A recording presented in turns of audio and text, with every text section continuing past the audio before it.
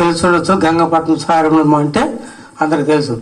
ఆ గ్రామంలో పుట్టినవాడిని, విగ్రహారాధకుడిని. నేను మంచి మంత్రకాడిని, నేను చిన్న మంత్రకాడిని కాదు, అలాంటి మంత్రాలు చేస్తూ తిరుగుతూ ఉన్నవాడిని నేను. సరే మంచిది. నా చిన్నతనంలో నుండి నేను ఎందుకు ఇట్లా మంత్రాలుగా వైద్యులు ఎందుకు తయారైనంటే, మంత్రాలు చేస్తూ దొంగతనంగా చేసేవాడిని. మంత్రాలు చేస్తూ దొంగతనంగా చేస్తూ మరి నెల్లూరు పట్టణానికి వచ్చేసాను. నెల్లూరు జిల్లాకు వచ్చిన తర్వాత నెల్లూరు జిల్లాలో కాంతాలతో సహవాసం చేశాను. నెల్లూరు కాంతాలతో సహవాసం చేసి కర్రపేట, కుస్తీ అన్నీ నేర్చుకున్నాను. అప్పుడు కాపాడుపాలెం చిన్న ఊరు, 10-11 ఇళ్ళు కూడా ఉంటాయి. అప్పుడు నేను కర్రపేట చేసేటప్పుడు ఒక ఇద్దరు అన్నారు, నువ్వు కర్రపేట చేసుకుని నేను రాళ్ళతో కొడతాం తప్పించుకుంటావు అన్నారు.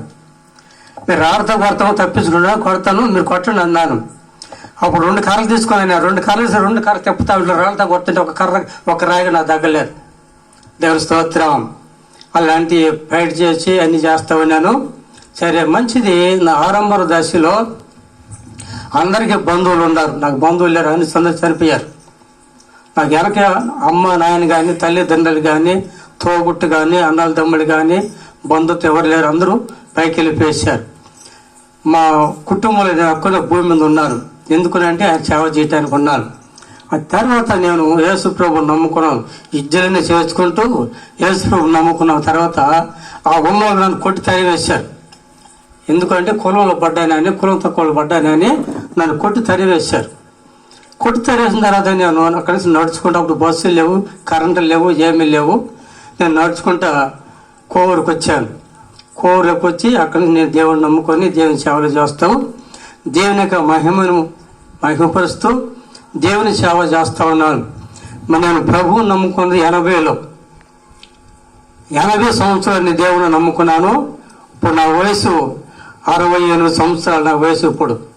అయితే దేని బిడ్డరా, నేను కోవూరు, నరసింహకొండ, కనుపూరు ప్రాంతం, 3 ప్రాంతంలో 3 గ్రామాలు సేవ చేస్తూ కనుపూరుకు పోయాను. నేను కనుపూరుకు పోయిన తర్వాత కనుపూరు మండలానికి పోయిన తర్వాత ఆ కనుపూరు మండలంలో పెద్దలు నన్ను ఊళ్ళో ఉండొద్దన్నారు. యేసుప్రభు దేవుడు, ఇంగ్లీష్ దేవుడు, ఆ మతం దేవుడు మా ఊళ్ళో ఉండొద్దు, మా ఊళ్ళో పాల్కొద్దు, నువ్వు వెంటనే వెళ్ళిపోమ్మని ఆ గ్రామస్తులు మాట్లాడారు. నేను అన్నాను, ఏసై నన్ను ఇక్కడ తీసుకొచ్చాడు, మీరు పిలిస్తే రాలేదు, మళ్ళీ ఆయన కానీ రాలేదు, మళ్ళీ పొమ్మంటే వెళ్ళిపోతాను, లేకపోతే ఇక్కడ ఉండిపోతాను. కుదరదు అన్నారు. పెద్ద మనుషులు వచ్చి ఆ ఊరి నెమ్మర్లు పెద్ద మనుషులు వచ్చి కుదరదు, వెళ్ళిపోమన్నారు. సరే వెళ్తాను, మీరు చెప్తే పోదని చెప్పేసి నేను అన్నాను. నాకు వాళ్ళు వార్నింగ్ ఇచ్చిపోయారు.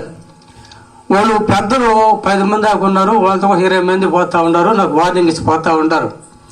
ఆ చివరి భాగానికి పోయిన తర్వాత కాడికి పాము గరిచి సొంగారుకుంటూ పడిపోయింటే ఆవిడ ఎత్తుకొచ్చారు. మళ్ళీ నా కాడికి ఆవిడ ఎత్తుకుని నా కాడికి వచ్చిన తర్వాత ఏమయ్యంటే, నువ్వు దేవుడు అన్నావు కదా, ఈవిడ బతికించమని వాళ్ళు అడిగిన తర్వాత షాప్ కింద బండేసి నా దగ్గర ఎప్పుడు వేస్తారు, ఇప్పుడు నా దగ్గర వేసేస్తా ఉంది. మన కృష్ణా జిల్లా నుంచి కూడా నాకు బాటలు వచ్చింది.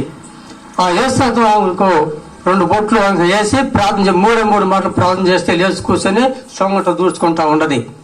అప్పుడు చూశారు పెద్దమంది, 4 మంది పెద్ద మనుషులు, గ్రామస్తులు, వాళ్ళందరూ చూసి ఈ దేవుడు చిత్రంగా ఉంది అని ఊరిని తాగి 4 మాట్లాడి చచ్చిపోయే మనిషి, ప్రారంభమైన మనిషి నురుగు తీసుకుంటా కూర్చున్నది. ఇది ఏదో ఒక శక్తిలాగా ఉందని శక్తిలాగా అనుకుంటున్నారు వాళ్ళు. తర్వాత తీసుకొని పోయినారు ఆమెకి శుభ్ర స్నానం చేసి కూర్చొని పెట్టారు. మళ్ళీ ఒక అతను పాము గరిచింది, ఆయనగా తీసుకొచ్చారు, ఆయనగా ప్రార్థన చేశారు, తీసుకెళ్లారు.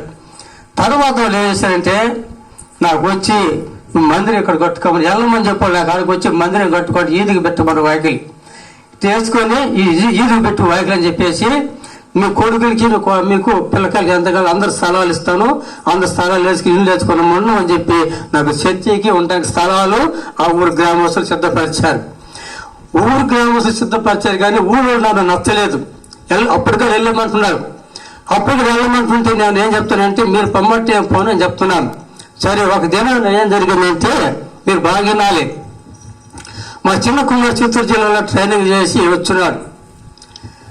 మా అబ్బాయి పేరు కృపారావు, చిత్తూరు జిల్లా ట్రైనింగ్ చేసి ఇంటికి వచ్చినాడు. వీళ్ళు ఆ గ్రామస్తులు చెప్పారంటే, ఎంత చెప్పినా ఎంత బెదిరించినా ఏం చేసినా వెళ్ళటం లేదని చెప్పేసి నాకు చేత కూడా చేశారు.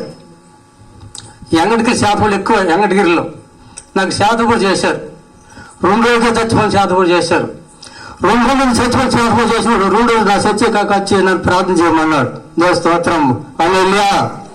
3 రోజులు చచ్చిపోయినని చెప్పి శాత పోసిన వ్యక్తి 2 రోజులు నా కాడికి వచ్చి నాకు ప్రార్థన చేయగలరా అన్నాడు. ఆయన ప్రార్థన చేసి సాక్ష్యం చెప్పాడు, నీకు శాత కూడా చేసిన చంపేయాలని. ఆ యేసయ్య నన్ను పట్టుకుని దేవుడు నమ్ముకుని మా ఆయనకి నేను బాప్తిసం ఇచ్చినాను. ఇంకొక ఆయన మన శాతపూడి చేశాడు. ఆయన కూడా దేవుడిని నమ్ముకున్నారు, ఆయన కూడా బాప్తిసం ఇచ్చాను.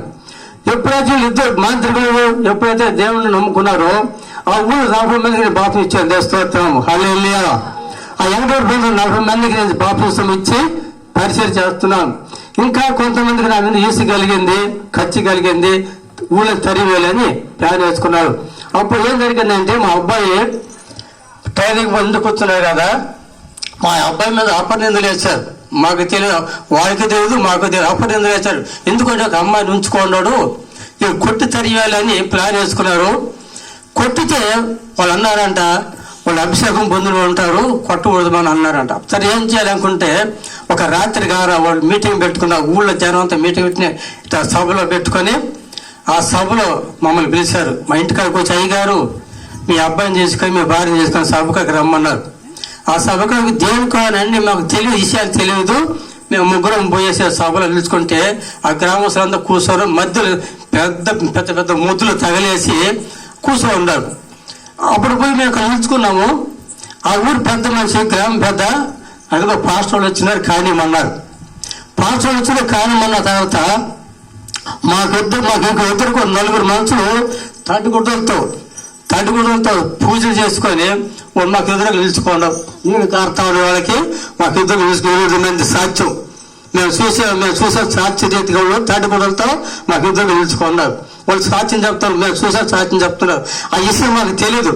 అయితే ఆ పెద్ద మనిషి వచ్చి పాస్టర్లు వచ్చినారు ఖాయమన్నారు. అప్పుడు దేవుని బిడ్డారా, అబ్బాయి నా కొడుకు అసహాయం చూశాడు. ఏందో చెప్తాడు, కానీ లేరు, ఏదో చేయని చూస్తామని చెప్పేసి అన్నాను. ఒక ఆయన వచ్చి ప్లేట్ నిండా నుప్పులు ముంచి నా కొడుకు దోషట్లో పోసాడు.